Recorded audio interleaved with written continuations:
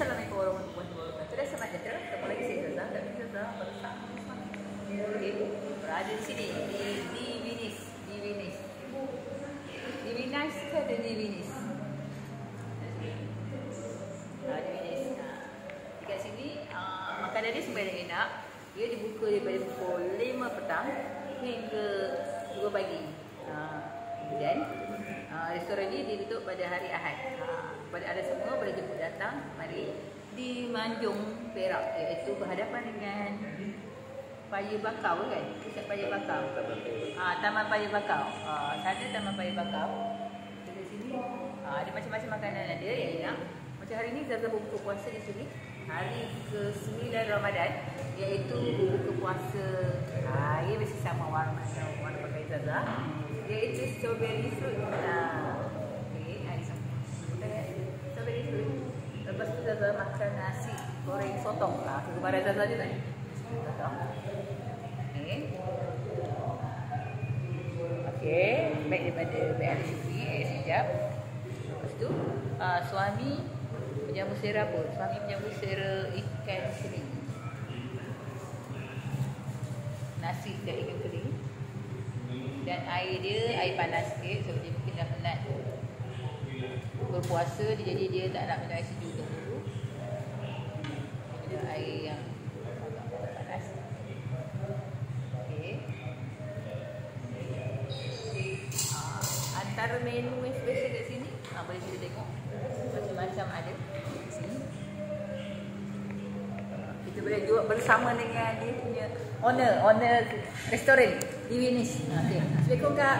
Okey, apa yang menarik di Venice? Kita sediakan set ayam penyet, set talapia, set siakap, set bawah, set kembung. Semua ada. Semua ada set. Lepas tu kita sediakan juga masakan ala kat panas ala Thailand. Semua ada. Boleh jemputlah datang. Tapi harganya pun berpatutan. Harga pun berpatutan. Jangan lupa western pun kami ada sini. Western pun ada, macam ada.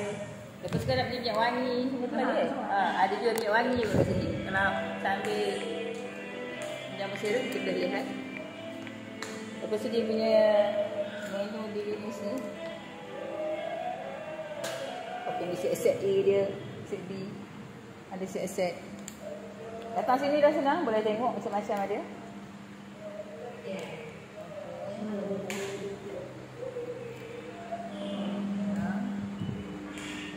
Terima kasih. Okey. Kami akan jamu sera di sini. Sambil kepada ada semua yang nak tengok daripada tepi jalan. Kita signboard.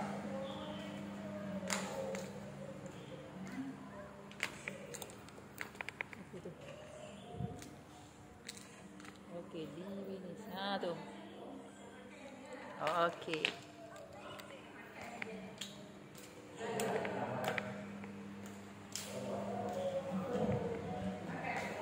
Okey dah. Kami nak menjamu sera dahulu.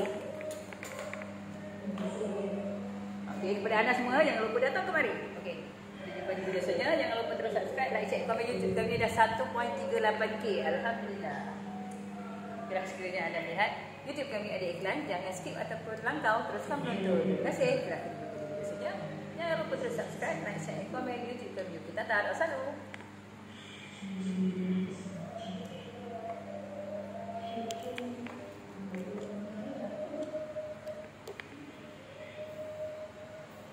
Oh,